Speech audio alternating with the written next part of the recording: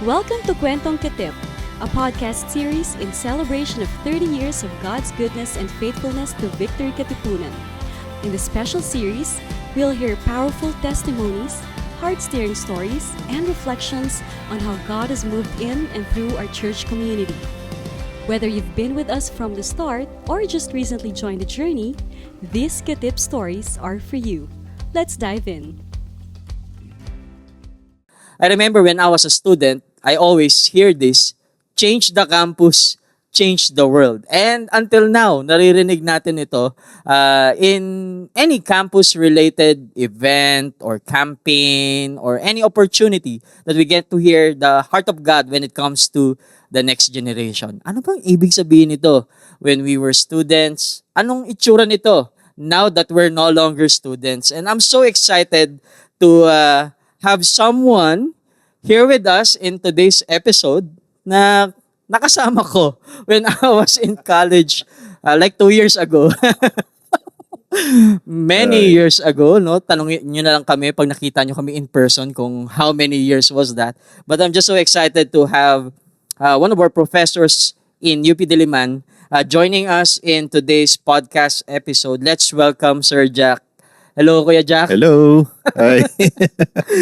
Grabe intro mo, bro. Oo nga no? So, mga bata kami, next bata, hindi naman namin in-imagine na mag-record kami ng podcast. Parang tambayan lang to dati, parang diba? tambayan. So, imagine lang natin, ito yung nung nasa main library tayo, right, na nakatambay lang tayo. And, matagal na kami magkakilala ni Kuya Jack, but for the benefit of those people listening to our podcast, can you introduce yourself? What were your courses, no? So, back in college, and what are you currently doing now as a professional? Yeah, so I'm Jack. Yung course ko dati nung college, nagsimula ako civil engineering . Tapos nilipat ako ni Lord sa geodetic engineering. At that time, medyo hindi ko pa nakikita talaga yung geodetic engineering as something that I would excel in. Pero iba talaga yung isip ni Lord . So nilipat niya ako doon, and doon ako naka-experience na hindi na ako naka-failing grade since sa GE. So yeah, we go way back 2004 actually. Youth on Fire pa dati, bro. Well, that's true. Hindi pa ba tawag ngayon sa campus Every ministry Nation na, Every Campus. Nation Campus Yes, na, di ba?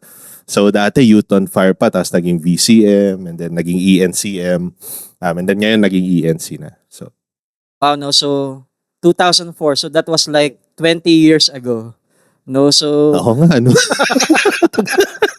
and just to share, no, Two during decades our ago. during our first episode, Kuya Jack, nung we were interviewing students right now in Ateneo, I was asking them, so ano kayo, ilang taon kayo when way back 2004? Say, Kuya, kakapanganak lang namin doon. So grabe. And since we've talked about, we're talking about yung campus days natin. No? So I'm sure maraming memories when we were students. But for you personally, ano yung pinaka unforgettable memory mo when you were a student? Nako, marami, bro. Gusto mo ba yung ano? Marami memories. Well, pinakauna syempre how I joined the campus organization. By the way, hindi ko pala nasagot yung tanong kanina. I'm currently a professor in UP. Yes. In the same course where I came into. So, I'm a geodetic engineering professor. And dati, nung pagpasok ko sa campus organization natin, I didn't see myself as a professor noon. Kasi hindi awkward ako magsalita noon, wala akong social skills and so on. So, ang mentality ko dati is just to survive. So, yung siguro yung mga fondest memories ko nung campus is yung mga tumatambay lang tayo sa main lib. I remember yung mga kwentuhan natin doon. Siyempre may Bible tayo, di ba? Pero yung mga nagkwentuhan natin doon, yung ano na exam mo ngayon? Pumasa ka ba ng second exam? Yung mga ganun. So, looking back, no, parang grabe, no? Faithful talaga si Lord. Kasi That's true. you see yourself then, and like parang ang layo. Parang may kung hindi talaga si Lord, parang hindi mo mako-connect yung dalawang state ng buhay mo. So nandun yung mga kwento na yon na we were struggling with our studies, and then God repeatedly redeems yung mga grades ng mga tao. Nakikita ko pag finals week, di ba?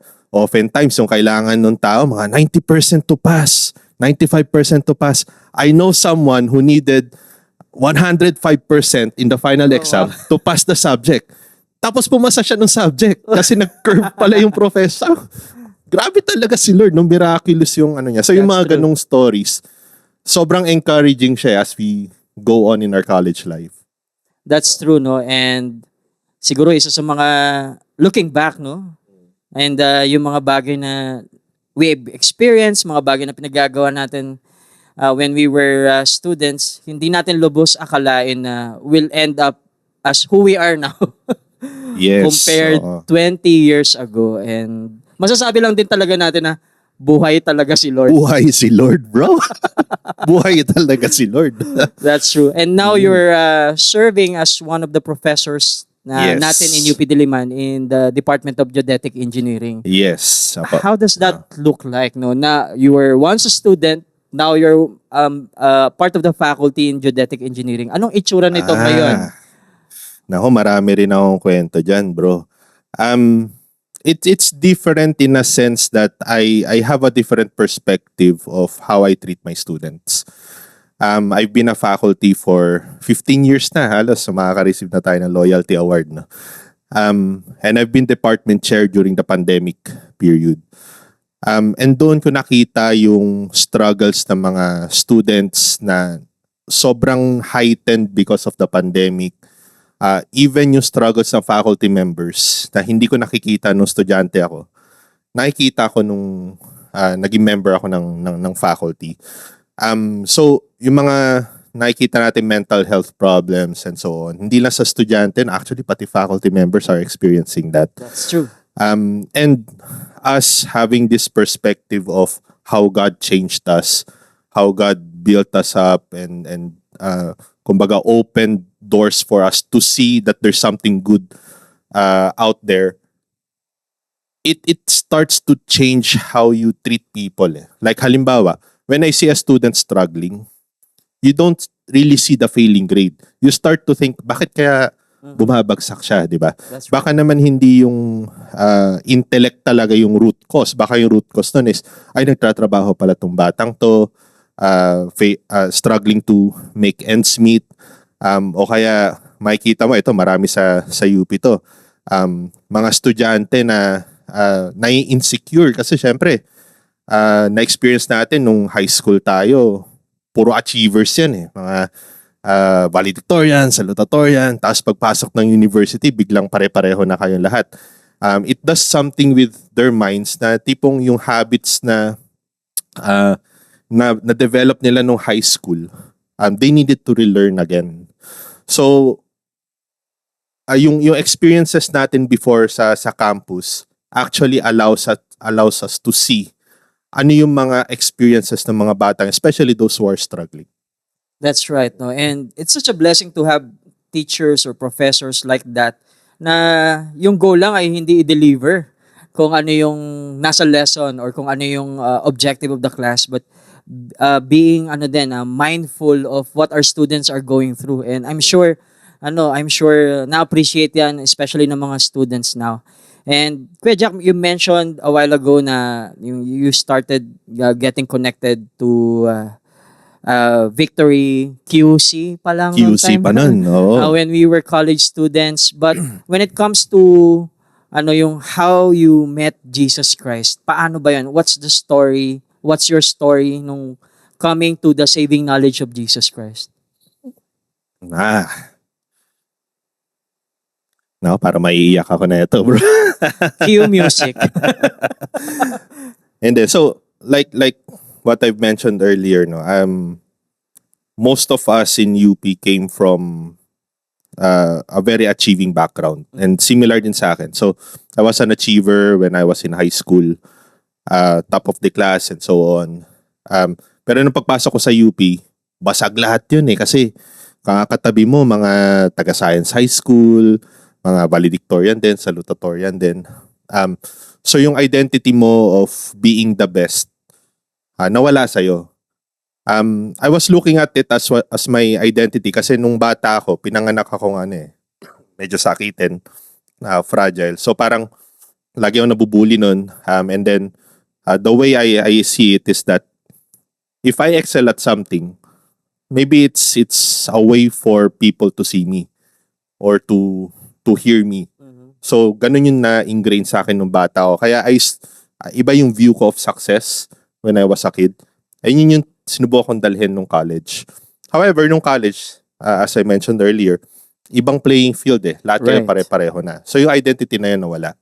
So the success that I was chasing actually is something that's very elusive for me in college, and it frustrated me. In many ways, no, naging insecure ako sa grades ko, naging insecure ako sa kurso ko kasi I took civil engineering kasi dad ko civil engineer, so may pride doon. Pero God brought me to a point of brokenness na na-realize ko, Lord, hindi ko talaga kaya to kung wala ka. And during that time, there was a classmate, di ko talaga makalimutan, si James Enojas. James, if you're listening, bro, thank you. Batchmate ko siya sa Okay. civil engineering nun. He never graduated. He lasted a year or two in college. And dahil sa kanya, ni-invite niya ako sa Youth on Fire noon. And then, nawala na siya sa university on my third year. Naalala ko bigla na he invited me to this organization. And that was during the time na naghahanap ako ng community. Alright. So naalala ko yun. So ang ginawa ko, pumunta ako sa Tambayan, sa tabi ng main live. Parang cold call lang eh. I appeared out of nowhere. Tapos sabi ko, hello, ito po ba yung Youth on Fire? Ganyan. Tapos, I remember sila Dwight, Glenn, sila Mac, nakaupo dati sa Tambayan. Tapos, oh bro, alika dito. Tapos, we got to know each other. Tapos maya-maya, I see people reading the Bible. Para sa akin, bago yun eh. Na weekday, nagbabasa ka ng Bible, bro. Right. Tapos they were telling stories na they were having difficulty sa family. Pero they're saying it in a way na very joyful sila. Wow. So parang sabi ko, there's something here that I want, that I need in my life. That despite of all the problems that they're going through, makikita mo na na-encourage sila eh.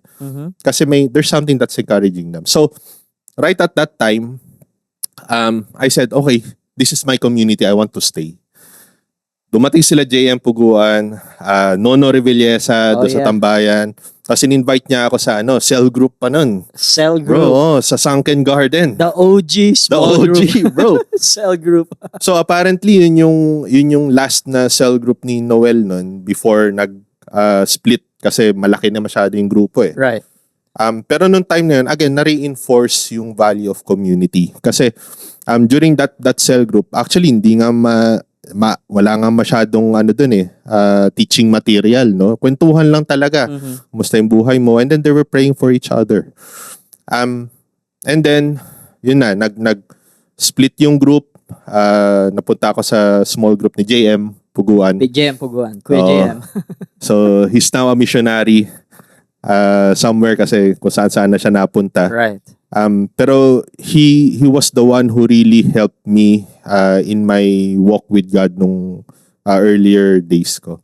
And then after that came Henry, si Chris. So it's really a community who That's right. who supported me back then. Oh, and kayo na yung community na naabutan ko nung na-reach out din naman ako when I was a student. Naalala ko yun, Oo. bro. Content trivia lang sa mga nakikinig, no. Yung my parents, no, when I was about to get into college, kept on reminding me na Emil, pagpunta mo ng college, mag-ingat ka, be careful of the kind of influences that you will have, no? Uso nun yung mga fraternities, iba't ibang Ay, klaseng no. grupo. Dustin, my blackmate sa mechanical engineering, invited me sa Tambayan. And then pagpunta ko ng tambayan, puro mga naglalakihang mga mama yung nandun. Oh, puro mga Ku- maton yun. Si Kuya Jack, si Kuya Nono, si Kuya JM. Carlo. Natakot ako sa fraternity ba ito sasalihan ko? And then, lo and behold, nagsibok sana ng Bibles. And then, ayan, that's actually how I started getting involved in this community na hindi lang hindi lang a place to belong, but will really encourage you in your walk with God, even during those times that we're having difficulties as students. No? Tapos bro, ano lang to these are not guys na goody-goody lang. That's true. I mean, these are guys na makikipag-rumble talaga just to protect you. Totoo yan. 'Di ba? They will fight for you, they will correct you straight up when you're wrong. Yan si Glenn na yan, lakas ng loob niyan, bro. Ilang beses akong kinorek niyan dati. Sabi, di ba nalalakihan to sa akin? Pero that's the courage That's na true. nakukuha mo from the Word of God. And that's one thing that I appreciate about our brotherhood then, no? Until now naman, na dahil sa pagmamahal natin para sa isa't isa, hindi tayo magdadalawang isip na, bro, Oh. that's not true. I remember Kuya Sky, no? Ay, Lagi isa niya pa ako yun. niyang ginaganon, bro, ano ba yan? Bakit ganyan ginagawa mo? And that's one thing that I really enjoy during the time that we were students and just really Yeah. having this Christian brotherhood. Meron kind pa of thing. dati bro, naalala ko yung we had this youth services sa film center. Oh, yes, yes. Tapos may event sa harap, yung bahay ng alumni. And then yung mga lalaki dun sa org natin dati, biglang nagkaya. Sabi, tara, punta tayo sa kabila, magbigay tayo ng flyers dun. Ganun kalala yeah. yung nun, di ba? Grabe. Oo. Grabe. Those were the days. Naalala ko yung series na yun How to Lose Weight in 7 Days. Di ba? yes. Pero it's not physical weight pala. Yes. It's spiritual weight. During that time, I was already involved in the creatives team as a volunteer when we were students. No, so grabe din yung how God, in spite of lahat ng mga pinagdadaanan natin noon when we were students, would connect us to this church community and then help us discover yung plans and purposes ni God sa buhay natin. And doon din natin na naririnig yung kataga na hanggang ngayon bukang bibig pa din when it comes to campus ministry. Change the campus. Change the world. Change the world. Kuya Jack, during your time, akala mo ikaw lang. During our time, paano ba yung pagkakaintindi natin nung phrase na change the campus? It was it was our battle cry nun, bro. For me personally, I took that as a mission. If there's something na very clear na binanggit ni Lord when I was a student is, you're going to teach, you're going to stay in the university. And at that time, parang struggling nga ako to pass my courses. Paano ako mag-stay sa university? Nasipa nga ako 4 times sa UP. How much more to stay as a faculty member. So for me, at that time, that was a battle cry, no? It was something na paano ba? I tried to do through multiple fronts. Like I remember we had this church mate before na tumakbo siya sa student council. Oh, that's right. Diba? So sinuportahan natin siya noon, parang sumama tayo sa campaign niya, nakita natin yung struggles ng pagiging young politician at that time. That's true. Pero natalo tayo, pero that was a good fight, di ba? Lala mo yun? Yes. It was a strong fight. Then, syempre, as part of the church community, we all have these small groups. No, I had this small group when I was in college. It was a very small group. Hindi parang yung malalaking groups na big groups na small group. Para it was a small group of like 3 people, 4 people. So we just parang ano lang we saw it as being faithful in small things. So we met regularly, consistently. Hindi naman laging may teaching na nangyayari, pero we prayed for each other. And then later on, bro, yung isa doon is already a key official in the university sa Human Resources Department. Wow. Yung isa doon is a department chair or a former department chair. So at that time na nagmi-meet kami na mga estudyante pa lang kami, hindi namin nakikita yun eh. Hindi namin lubos maisip that God is Right. going to bring us to this point that we are in position to change the campus. And that is something that we have to understand, no? Not everything can be instant. Yes, may That's miracles si Lord. Right. Pero if you're faithful in small things, makikita mo yung small steps na nangyayari, na ginagawa ni Lord, na God is bringing you there. Slowly but surely. Ang galing nun, no? And it's just so inspiring to know or to realize na hindi pala natin kailangan maging person in a position or a specific Yes. role, like for example, yung mga campus missionaries natin during that time, to be able to change the campus. And ang ganda nga nung shinare mo kanina nung just the mere presence, just being able to pray for your brother or sister in the who needs encouragement during the time na may pinagdadaanan siya, is already a big impact, no, sa mga nakakasalamuhan natin in the campus. And just like what you shared nga kanina, from a small group now, iba-iba na kayong mga professionals doing God's work in your respective fields of expertise, no. So from changing the campus, now changing the world. Ano po itsura niyan ngayon sa iyo, Kuya Jack, no? Now as a professional, as a professor in UP, ano yung expression ng changing the campus, changing the world to you now? This is something that I'm passionate about ever since nung estudyante pa lang tayo.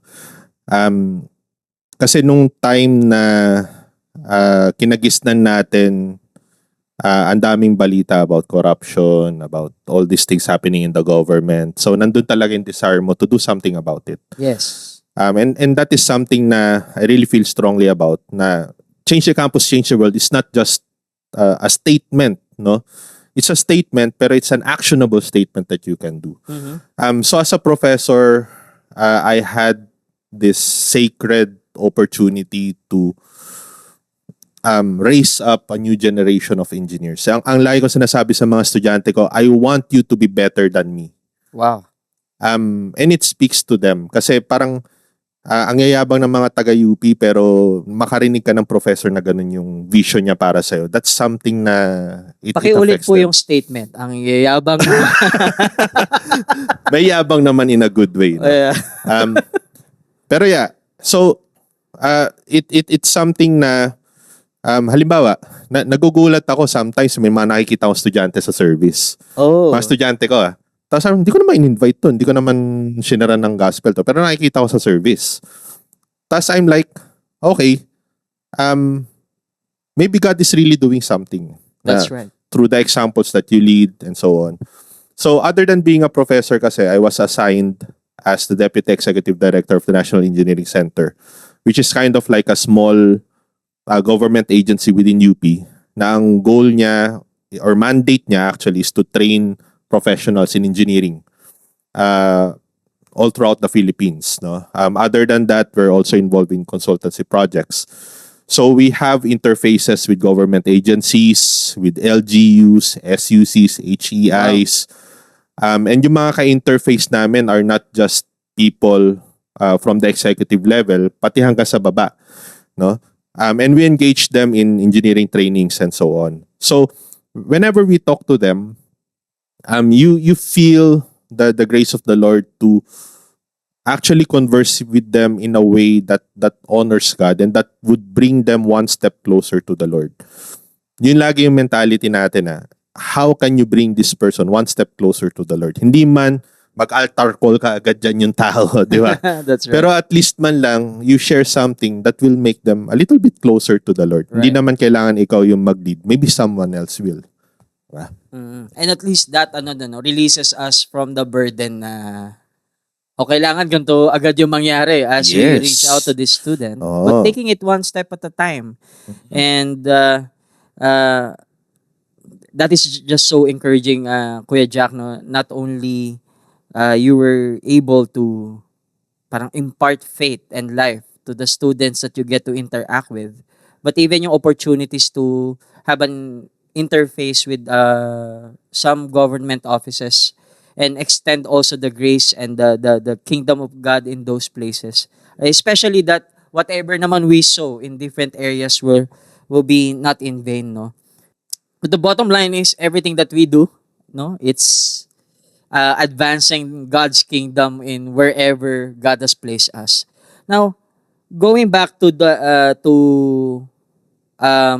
being able to teach students. So unlike other professions, no, you have the opportunity to get to interact with the students on a regular basis. Were there stories of miracles or testimonies na ginawa si Lord sa mga estudyante mo, no, during the time that you were their professor? Marami, bro. Actually, mga stories na yan kept me going in this profession for how many years now. Siguro just a few na mga ano no that stuck with me. There was this student dati na who was struggling with her studies. Okay. She was from church actually pero hindi taga Katipunan, no. And then for some reason she just approached me tapos sabi niya, "Sir, kailangan ko ng advisor sa thesis.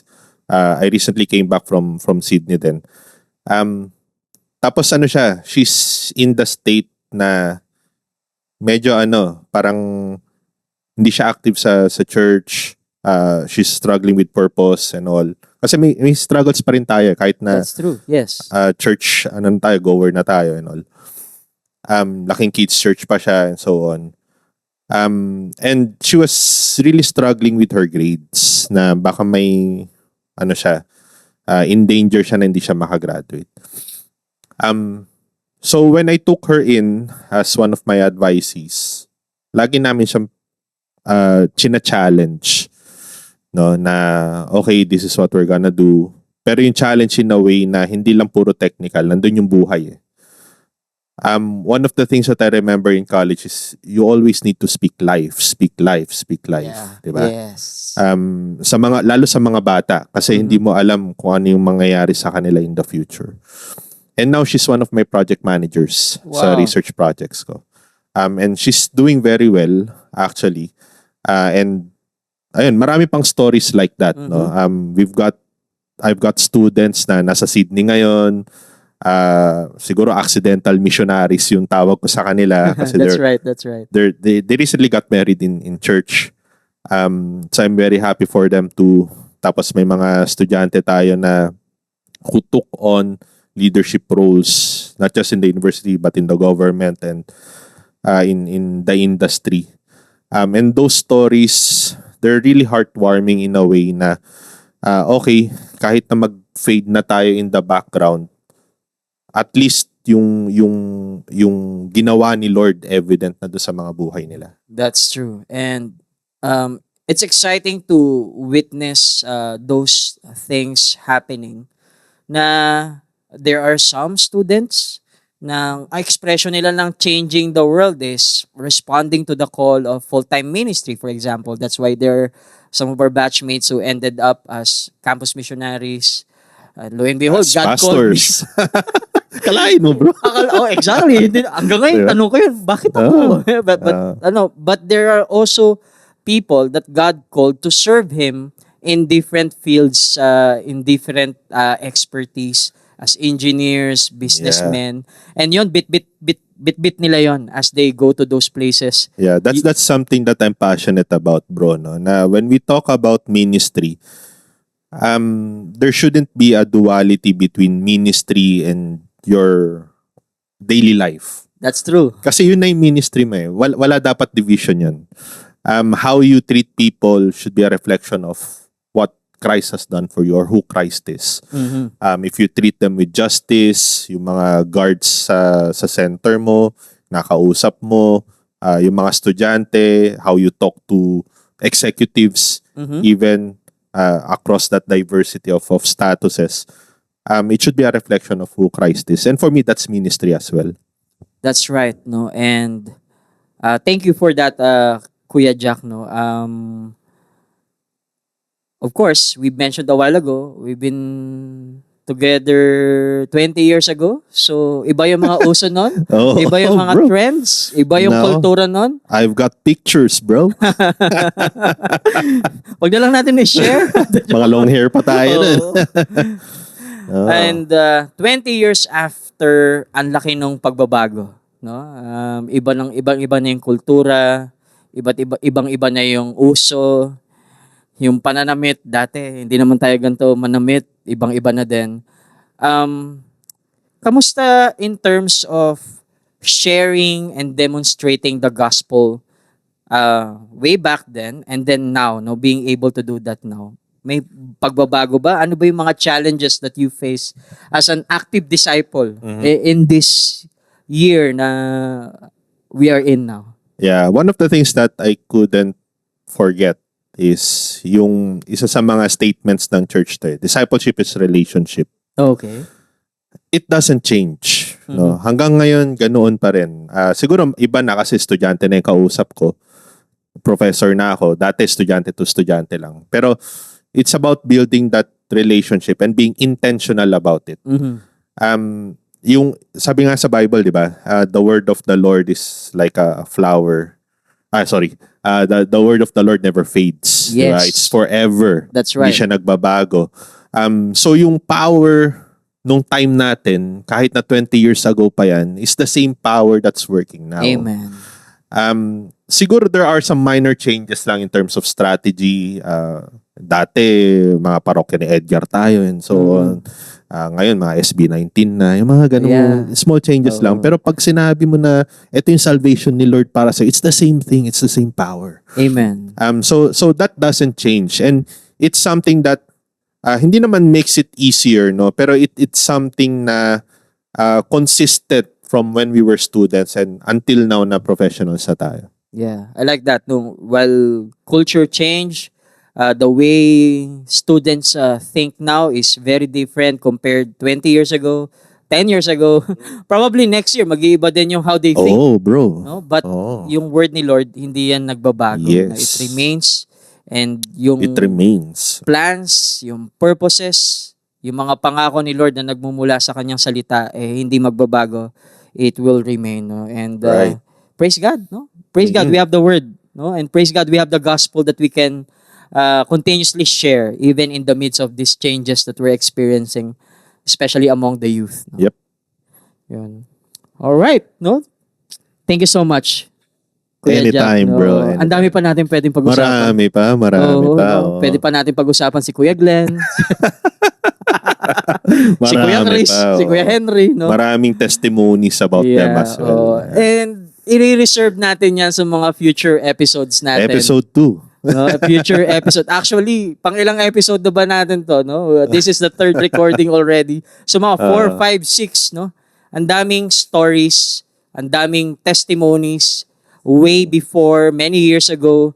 But these testimonies, these stories, these breakthroughs, we can also expect that happening even years after. Kasi naman, the Lord that we worship years ago is the same Lord that we worship today That's right. and many years after. And the same way na binago ng Panginoon yung buhay natin years ago and God is still using us, marami pa ring taong babaguhin ng Panginoon even years after. No? Thank you so much, Kuya Anytime, Jack, bro. for sharing your stories, for giving us an idea of how Change the Campus looked back then and how it's still the same now, and how even us graduates already after many years can still participate in what God is doing as He is changing the world. No? And I hope this will be an encouragement also, not just for students joining our youth services, or ang tawag na nga pala ngayon doon is That Friday Space. No? Yo, jump pa nga Oo, dati.